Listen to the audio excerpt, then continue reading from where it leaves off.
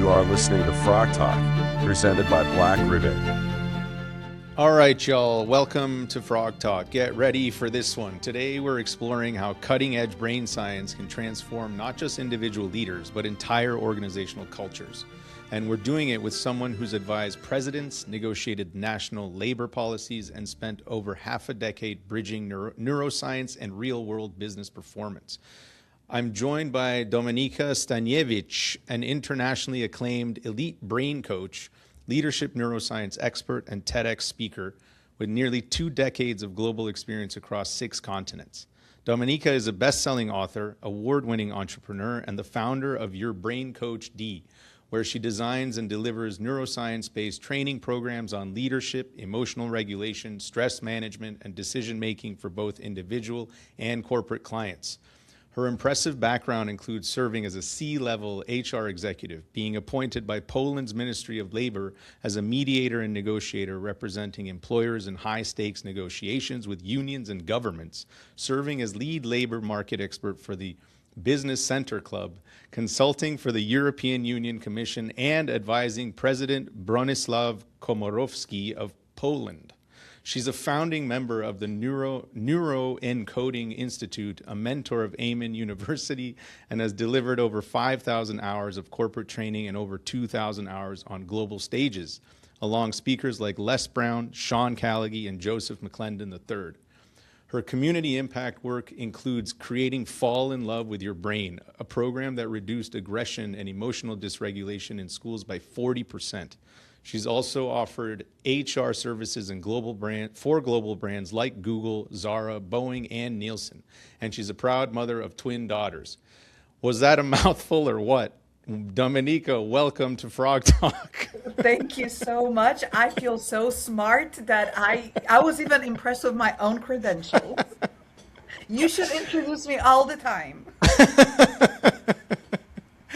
That was amazing to read through. When I was preparing before, my own brain was being blown away. So there's so much to cover here already. So let's just start with your transition. You spent over a decade in C-level HR roles, negotiating national labor policies and advising governments. What led you to pivot from that world into brain-based coaching and neuroscience? What did you see that traditional HR and leadership development was missing? I love that question, and the answer is not going to be so simple. Because when I lived in Poland and when I was on the Business Center Club shadow cabinet for the government and advising the Polish president, doing all those fantastic things at high level, at that time coaching didn't exist. But me struggling with emotional regulation, with epilepsy, with brain health, and everything around me did exist. And me being looked at as a dessert, not a decision maker in a world full of men did exist. And all of that changed when the new government came to Poland, and some of us received a phone call saying, either you speak kindly of us and the way we want you to speak, or you will not be able to work with us. And I had to choose integrity or following what I used to do, my job. And I chose integrity. That's how I ended up in US. And here going through the turmoil of assuming I have great credentials, which I did, but not on this continent, I ended up rebuilding myself and had to reinvent myself. I also understood that I did not want to do HR anymore. That was it didn't have the impact I needed to feel that my life actually will matter and will improve the quality of life all over the world.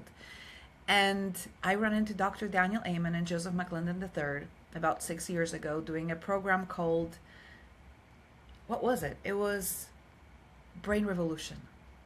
And me being a science geek and loving science, and especially the one you can practice and use it in daily life, I fell in love.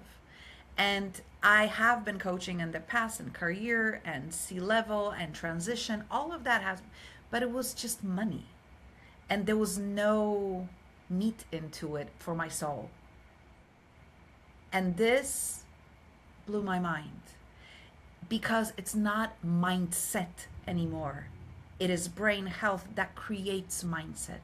Imagine we're not talking about you having an issue, but your brain having an issue. Imagine that we're working with an organ, not with something that's not tangible, like your thoughts or your feelings. Now it all has an explanation. And for people like me who need evidence, it was just what I was looking for my whole life. And I fell in love and I took my gift of translating difficult things into simple, practical steps. And that's how I became a brain coach. 5 years with Amen University, studying over and over additional trainings, Huberman Lab, and everything else that I do is related to neuroscience and the brain. And that's how it all began, collecting my experiences from life, putting it together, practicing, and it works. And then you have studies upon studies upon studies, and most people don't read them because they're boring to read. But the outcomes are fascinating if you know how to apply them.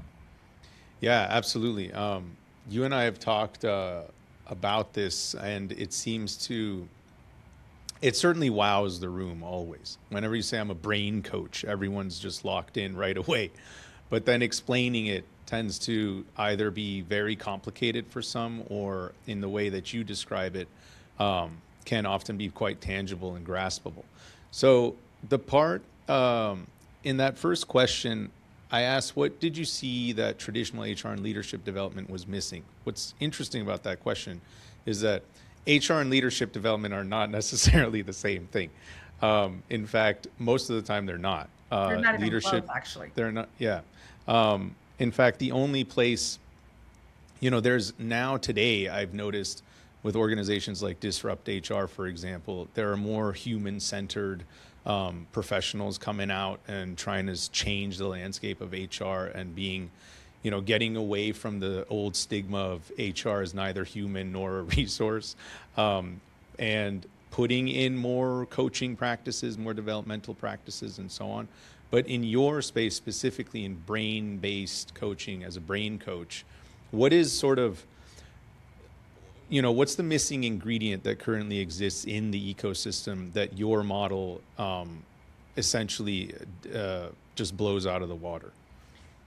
I believe the first thing is that we are teaching skills that are just learned and not internalized. Brain coaching allows you to permanently change the wiring of your brain. And if you cannot lead your own emotions, you cannot lead anything. And that is for men and women. If you are not self-regulating and you are unable to manage your outbursts, your emotional traumas, whatever you might have went through, you can't lead people because, and this is going to sound weird for a person who does science, but it is energy. It's kind of like when you walk into a room and you know something went wrong. You have no clue. Nobody is saying anything, but you know something went wrong. That heaviness, that's energy, because we all have it, and we all, depending on how we feel, we emanate that. So imagine being constantly frustrated in anxiety, self-doubt, self-loathing, overwhelm, depression, stress, and you walk into the room and you go, hello, we're going to have a great year. Nobody believes you. Yeah. And if people cannot trust you, they will not follow you. They will not see you as a leader. It will be management, not leadership. Yeah, absolutely. I so appreciate that you said that you used the walk into a room example, because when I speak about how communication is essentially invisible, when you create communication strategies and so on, which is what I do, but it's so hard to wrap your head around because they're like, well, what do I get? What do I get? What comes from this? I also describe communication and design as an energy. Like everything is talking. There's a dialogue between all things, inanimate and animate. The furniture in your room, the books behind you, the lighting, everything is talking. And I use the exact same thing. I say when you walk into an empty room, meaning a room with no people in it, you still feel something. If it's dark and cramped and whatever, you get these like weird vibes. And then when you walk into a room with good lighting and open windows and everything, it's completely different vibe. So I completely agree with you there. Walk us through what neuro-encoding is and how it differs from traditional coaching or other leadership development approaches. Fantastic question. So neuroencoding is a technique that has a bunch of specific exercises that help your brain rewire permanently. It uses mental rehearsal, it uses emotional charge, it uses physicality, it uses movement, energy, and flow of how, obviously, when we're depressed, we sit differently, and when we're excited, Yeah. we act differently. It uses voice as we trust the most. If you want to convince somebody of something, especially you, speak it out loud. That's why a lot of exercises require speaking out loud, because this is the voice you've heard all your life. Yeah. And this is the voice you trust the most. So these are little techniques that, well, not little, they're a bunch of techniques where we interrupt patterns. We create something we call a scotoma, which is an empty space, and we input a new possibility. Notice that I'm not saying new fact, new possibility, because then we are looking for proof in your life where your brain can dismantle the pattern and create a new one. And then it's repetition and practice, because nothing changes without it. And neuroplasticity, which is very highly used in this methodology, is a great gift, because we can change. It's not true you cannot teach all dog new tricks. Yes, you can. And we change till the day we die. The Yeah. challenge with that is that it works the other way around too, and most people don't realize that. So the input you're getting can also crumble you and take away all your power. Oh, interesting. So can you elaborate on that? What do you mean specifically when you say the input you're getting can crumble you? Your brain has something called mirror neurons, and it watches and reflects what it sees: emotions, feelings, and thoughts. Interesting enough, we all thought we were good people. We're not. Why we help other people? It's because emotional pain, physical pain that we see causes us pain, and our brain wants to stop our pain, and we do it through helping others. So it's very Right. self-centered, actually. It's not altruistic, unfortunately, scientifically. But Sure. besides the fact, it is that people who surround you, things you hear, things you feel, things you experience that repeat over and over, create certain wiring and certain reactions and certain feelings. We are wired for familiar, not growth. That is why you keep choosing wrong partner over and over that has the same things. Because although you know this is not pleasant, you know the outcome, which is the familiar part. And the familiarity is the biggest downfall of our growth, Yeah. because we do it subconsciously or consciously, because that's how we were wired. So whoever you surround yourself with, whatever you read, whatever you listen to, music, people how react around you, if you're around the so-called negative Nancy's or people who complain all the time, I'm not saying don't notice the challenges. I'm saying the proportional input will change how you function.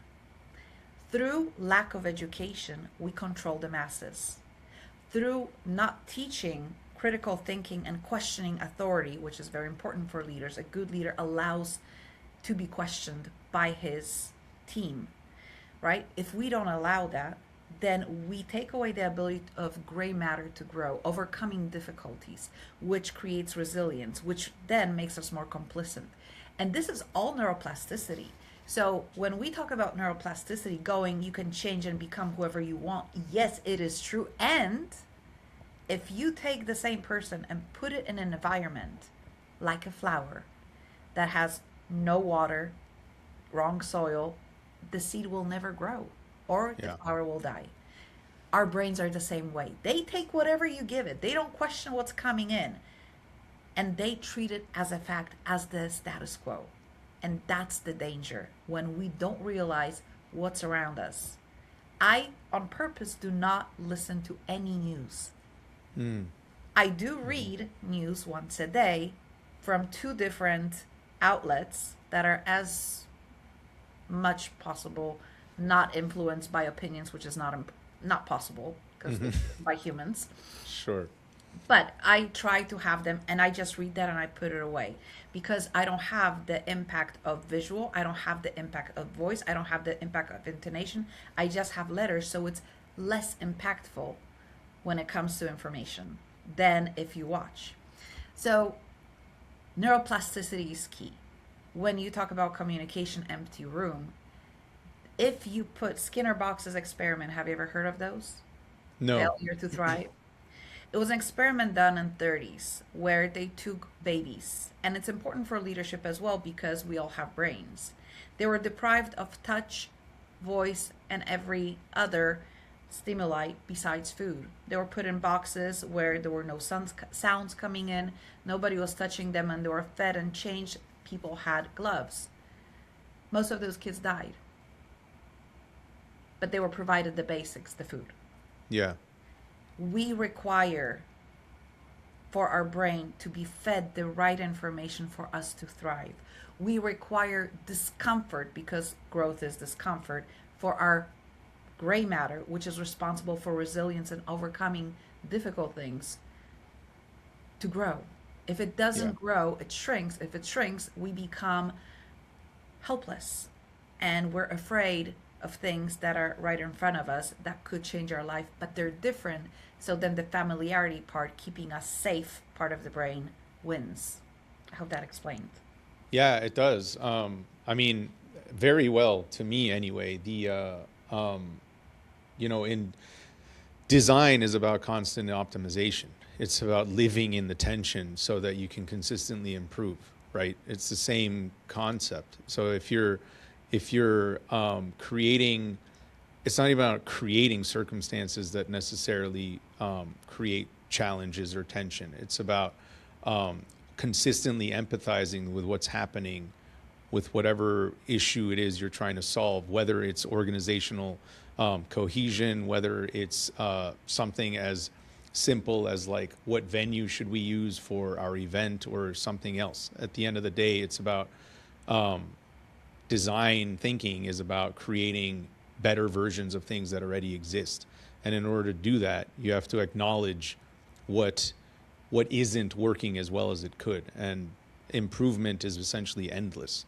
So choosing comfort makes you stagnant, makes you complacent. And even in like what you're describing is really resonates with me in terms of when you're doing well in business, for example.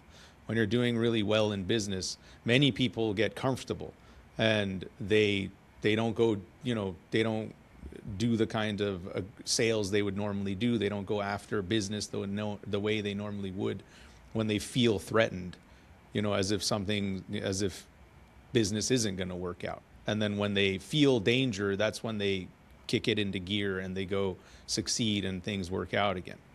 So I would bring here a little bit a different perspective. We are taught that Kanai is the best way to live because that's what you described, constant, never-ending improvement. And this is a Tony Robbins concept that he's been teaching forever. From a brain health perspective and from great leadership is the worst thing you can do, because your brain cannot take as much change at one time. So one of the things to manage change and to be really effective and grow really quickly is have 80% stable, comfortable, and 20% of growth. We're applying the Pareto method. Sure. It is because when people create revolutions, and I want you to think to history because this translates to your brain. A revolution, people come with lists of things that need to change. They want those things changed because it's going to be better that way. After they overturn the government and the revolution comes through, the changes are minute. 3-4 things out of that list actually come to fruition. Sure. Yeah. Everything falls back into old patterns, but because we have those 2-3 things change, they adjust and they look a little bit different. The moment we want to keep changing everything, it becomes unsafe. Safety is a mandatory part of growth, because if you have constantly hurricanes and earthquakes, I don't care how resilient you are, the growth will be this tiny. You need the safety and then you need the diversity. So when we're designing change with leaders for companies, we look at things that are doing good and can be let alone and make everybody feel comfortable, kind of retrieve to safety position. And Yeah. then we look at the 20% that would make the biggest impact and we choose one that we work on. Why? Because when it's a very old saying, when where focus goes, energy flows. But that is also true because your reticular activating system and default mode network need repetition and programming. And only when that becomes, the change becomes permanent without thought, it becomes your behavioral pattern, we can then take on another change. And that guarantees success instead of chaos with a constant change. It is so important that we don't fall into this I need to change, because at the end of the day, it's going to be surface level. And the deeper change, the deeper other things will adjust because of that. It's the 2 millimeter shift that influences everything else. Yeah. Yeah. Thank you for that. That was very, very helpful for me, specifically. As far as the constant optimization, I think what's important to acknowledge in the design process is that we begin with understanding, seeking to understand, what is actually happening. And to your point, being very mindful of, first of all, what is working, especially very well, what are the strengths, if anything, and emphasize those, if nothing, leave them alone. And then absolutely focus. I love the way you broke that down. Just focus on the one thing that is, I guess, in a way, the loudest thing that needs to be changed or will have the greatest impact, and the least amount of tension or resistance, I guess. Yeah, I really appreciated that breakdown. Thank you. So you were appointed by Poland's Ministry of Labor to represent employers in negotiations with unions and government. What did those high stakes experiences teach you about leadership under pressure? And how does that inform your coaching work today? The biggest learning from that experience is that people with no integrity show up in high stakes situations. Who you are will show up in stress situations. And if you lack integrity, that will fail. Being who you are and how you chose to be and living according to your values, the most important moment for you is when every eye and every person is looking at you and when things are not going the way you want them to. If you can hold your own and your belief system and who you are and act accordingly, then there is a chance you will move forward. Most experiences negotiating with unions and employers was hidden agendas, lack of clarity, lack of willingness of actually finding a solution because there was a benefit to chaos. And if you look at present leadership in many countries, not only ours, chaos is what allows people to focus on something else while deferring their attention from other things that are being done. And this strategy has been used multiple times in negotiations. There is also very high risk of lack of consequences for not following through on your word, and that's a society problem. I really love what Warren Buffett and one more billionaire said, is that they don't do business with men or women who cheat on their spouses. Because if you can do something like this to a person who you're in bed with and is your confidant, it's guaranteed you're going to act in a similar way in business to a person who's not as valuable to you emotionally. And that lack of integrity is one of the things, identity and lack of integrity of identity, something I work with a lot of business owners with and leaders, because even if people don't like what you stand for, they will respect the fact that it's constant and consistent and they know what they can expect. Absolutely. Reliability is my most coveted value. You know this. When people ask me what I do, I say I make sure companies do what they say. Yeah. that they actually match, their words and actions match. So I want to get into the organizational side of this. I'm very interested in how brain science really impacts the organization at all levels, from leadership down and back up. You shaped national workforce policies as the lead labor market expert for the Business Center Club and the European Union Commission.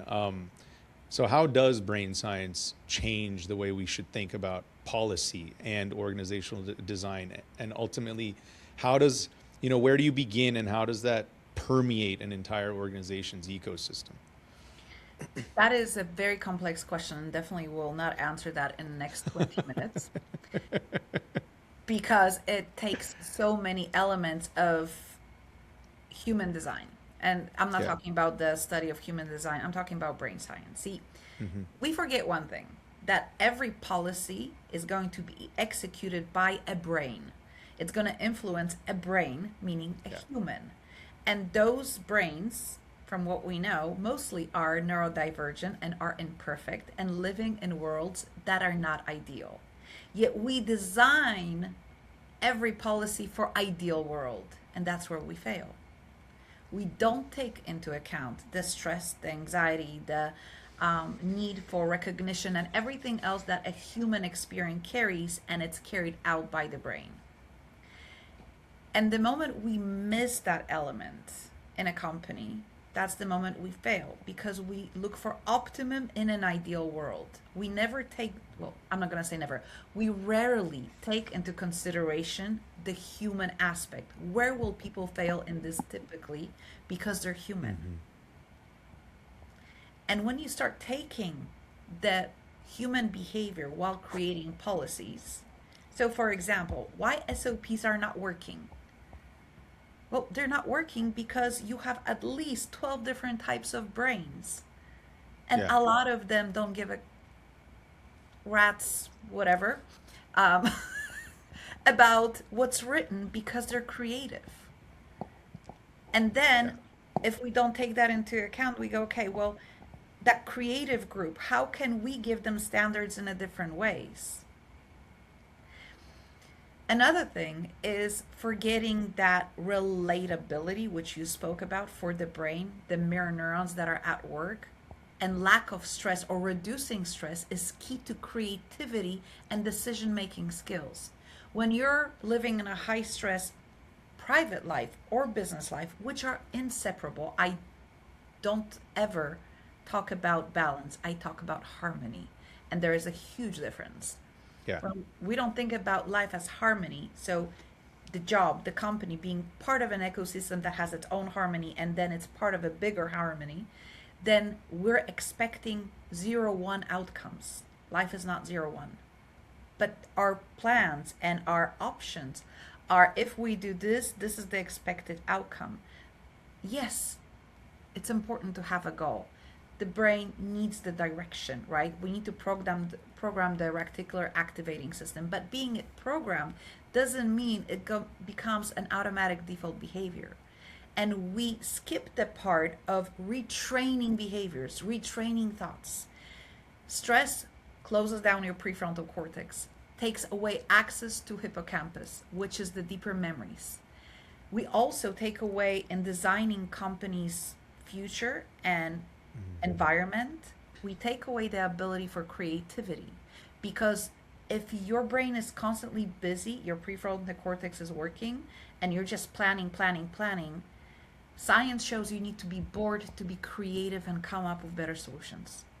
We don't give time for boredom. We don't design boredom in our growth. And boredom and various experiences are the key for innovation. That's so, that's, I really wish we had more time. So designers, many of us come from, like, okay, let me back up.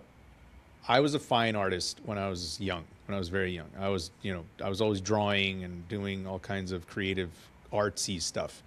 I studied sculpture in college, and, in those days, this is before the cusp of social media and so on. The idea of becoming a fine artist and actually making a living was terrifying. And, most people were like, you're never going to make it. You're going to be a struggling artist forever and all that. That included music as well, of course.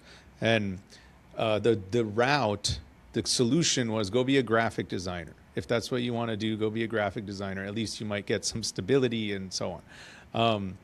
And as it would have it, I ended up in that space. I found that I was actually truly a designer more than anything else, in every way, shape, or form. And when I was getting trained and mentored as a young junior designer, I learned very quickly that we don't have the luxury of becoming inspired. We had to always be inspired. Because there's deadlines. It's not just you putting paint to canvas or whatever based on your own experiences and time. You're like, we need this yesterday, or we need this by such and such date. You need to get creative right now, come up with a solution right now, and be able to tap into your lived experiences on a whim. That is incredibly difficult when you're getting trained. I mean, and then, you become good at it because it's how you get trained, and you kind of figure it out. But everything you just said viscerally resonates with me because of how challenging that is when you don't know how to tap into that part of your lived experiences to just suddenly be creative. And I think one of the important things which you might not realize, you only tapped into the top 20%. So things that come quickly are on the surface of your memory. The deeper memories show up through the night, through dreams. That's why when you wake up in the morning and you're taking a shower, you go, oh my God, this is so cool. Let me write it down. Exactly. Now, with brain science, with neuroscience, with Neuro-Encoding, with what I do, we design meetings for teams so they can tap into that instead of just recycle old ideas with vision boards and white piece of paper on a board. Yeah. There are ways to trigger that. It takes a little bit longer meetings, but the results are phenomenal. And if you design workflow in a way that those experiences are possible, your team will start coming up with ideas that you would never think possible. This is why very often if you want innovation in a company, and this is studied all over the world, you take people from a different environment, from a different area of business. So let's say you do HR, you take somebody from, manufacturing. They walk in, they don't know how it used to be done. And they bring their different way of thinking and seeing things, and they go, let's do it that way. This is the story of, of the bread that everybody knows, or the ham that everybody knows. We keep doing the same things because it's familiar. Familiar is what keeps you in one place and slows down the growth. Yeah, exactly. That's the diverse teams are very much a root of design thinking processes as well. Like even bringing in the end user, like bringing just collaborative, co-creative stuff, older people, younger people, different backgrounds, all the things. Yeah, I absolutely love that. And I want to, again, man, I wish we had more time. We'll definitely have to do a part 2, Dominika. Okay. I would love to. So I did want to get into this real quick. You created Fall in Love with Your Brain, a program that reduced aggression and emotional dysregulation Not in me, schools. Dr. Amen, and I'm one of those who is able to teach it. I see. Okay, so does that mean you're certified in teaching it? Yes. Okay, I can got do it. any program Dr. Amen does as a mentor at his university and person who's trained in all of those programs. Understood. Thank you for that correction. The statistic is that the program reduced aggression and emotional dysregulation in schools by 40%. Yes. I'm curious, just pragmatically, what was the approach and how can those same principles apply to workplace culture and organizational you can take the same systems? program and run it in your workplace, basically. Yeah. See, you cannot manage something, you cannot change something if you don't understand it. And that's the first step. we start to understand what prefrontal cortex does, what's a default mode network, how do you program it. It's kind of understanding the hardware and the software, and then giving you tools that are free, practical, easy to use, and practicing with you, and then allowing for you to observe the change, and then choose out of the plethora of tools what tools you want to use, and then look very, very much into your own perspective and go, is this serving me? Is this the outcome I want to have? Teaching you to think about you, not what somebody else needs. This is the outcome I want to have, right?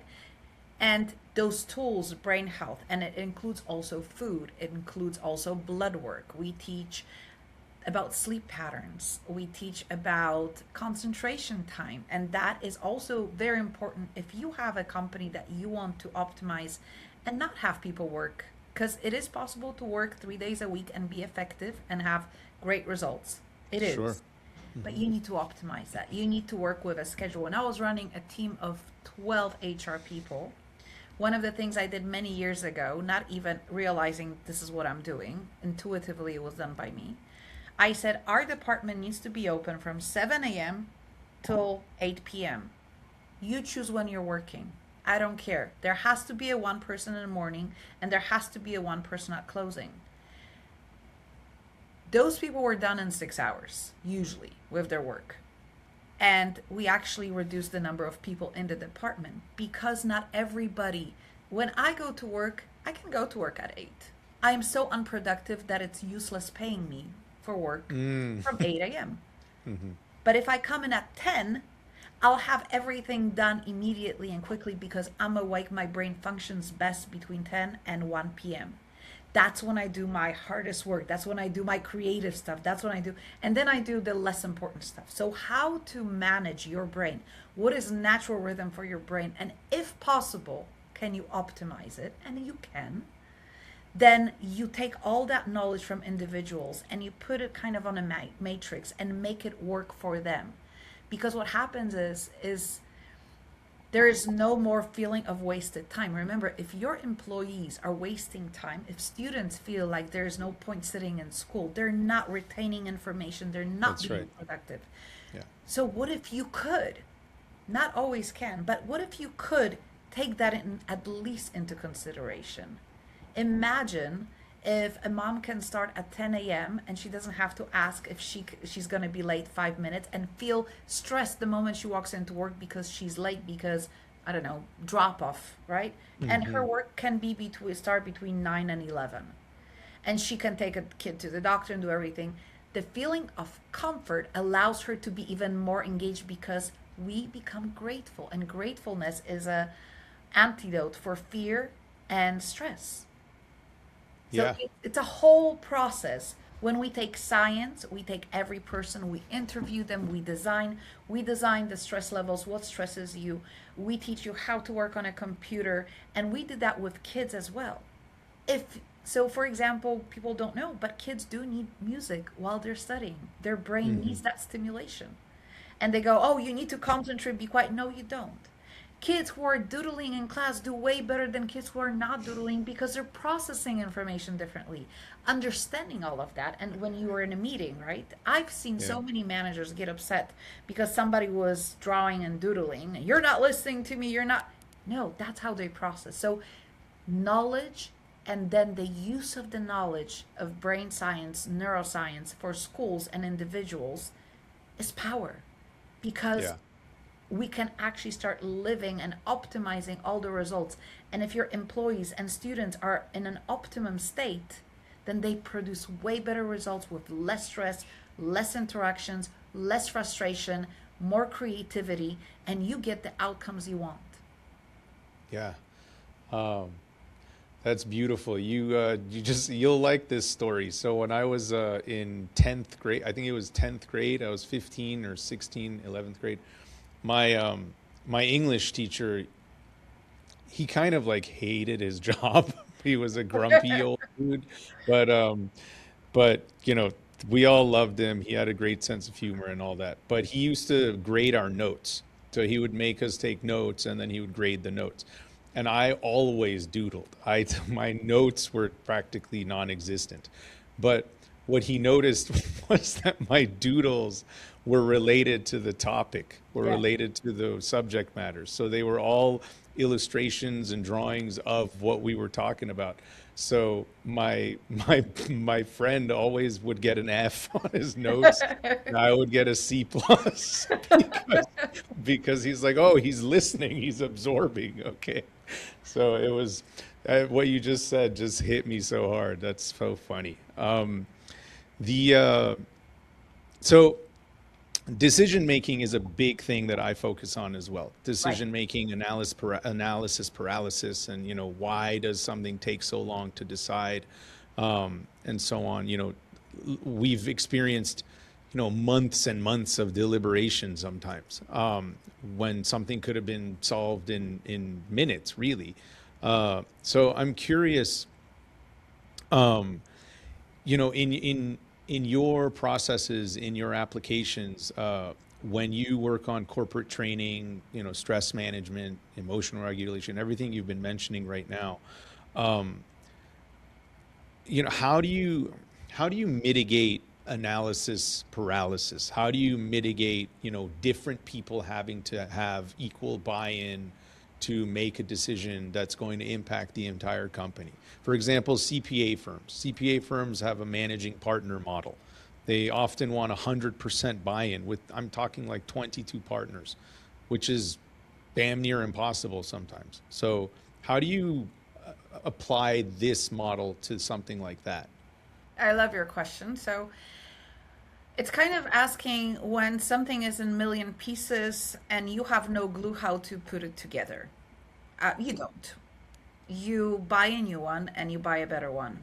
And decision making process not only is a neuroscience process and it's based on knowledge, it is also based on the need of belonging. It is also based on need of being important, feeling important, a lot of other things. The first mistake made by our society is the idea of equality. Everybody has 100%. That's that is so not true. Nothing in nature is 100% for everybody. There is this because it stems from the idea of balance. There is no balance, there's harmony.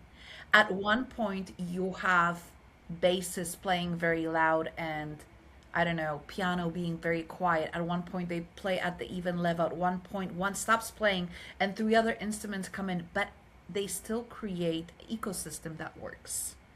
And the moment we look at us as harmony, not balance, life becomes easier. It's okay that some things are not working, but some other things are working and going the right direction. Another thing we do is we put too many things on a table for decision making. Your brain functions the best if you have a choice A and choice B. No more choices. That's it. And when you choose B, that B can separate into C and D. So you do bilateral, basically exercises. First of all, to make good decisions, we got to dance first. I know it sounds weird. And imagine a boardroom doing dancing and exercising, but movement oxygenates your brain, reduces stress, allows you to access deeper memories, and it's also fun. Now, I'm not inviting everybody to do samba, zumba, and everything else, but movement before decision making skills, before a boardroom meeting is crucial. I know it's very unusual, but trust me, it works. Then you sit down and you have choices A, B. And I ran a workshop for some same company like we have in US, which is the postal services. We had a board of 12, and for a year they were in a gridlock. So we literally divided the whole Ernest and Young suggestion of strategy into A B systems with movement in between and different things. And we ended up only with three choices. We gave authority of one to a person who would choose one that would be dismissed based on whatever they thought was right. And then we had two choices. And we played around those two choices. Within 4 days, the decision was reached and they carried out. But it's because complexity is the enemy of execution. in everything. So when you have a boardroom of everybody feeling as important, that's the first mistake that needs to be changed. There is always also have decision making skills that are after movement. People are fed and not hungry, hopefully not taking drugs because that doesn't help decision making skills. And then you have two things in front of you and you choose between A and B. Yeah. Okay. I'm taking so much from you right now. That's awesome. Thank you for that one. But Dominika, we do have to wrap up. I'm so sorry because I just want to keep talking to you. You and I need to connect later. Yeah, please, what would you, if you had to leave our listeners with one thing to think about on how to, potentially, what would you actually leave them with? If they run a business, if they work for somebody, what is like one thing they can start doing to think about how their own brain science actually impacts their own lives in their daily life? Stop thinking, start doing. That would be the best thing. Thinking is not getting you anywhere. If you can take control of your life, you can literally manage anything that comes your way. Different parts of your brain are responsible for different behaviors, thoughts, everything else that happens in your body. If you can optimize specific parts of your brain, which you can, and actually live the life you want, then your perspective will change and everything else will start falling into place. And when it doesn't, you'll have enough of gray matter and other systems in your brain that will allow you to handle stress with resilience, open-mindedness, and clarity.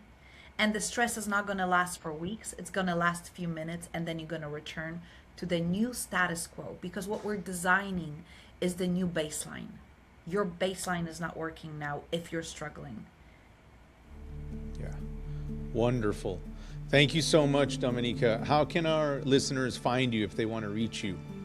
You can find me anywhere if you put in my first and last name, which is Dominika Staniewicz, or you can put in Your Brain Coach D. That's on Instagram, that's on Facebook, that's on LinkedIn. All of those are working, including YouTube. Wonderful. Thank you so much. It's been an absolute pleasure, and we will see you again. Thank you, everyone, for listening. This was Frog Talk. Have a good one. Thank you for having me.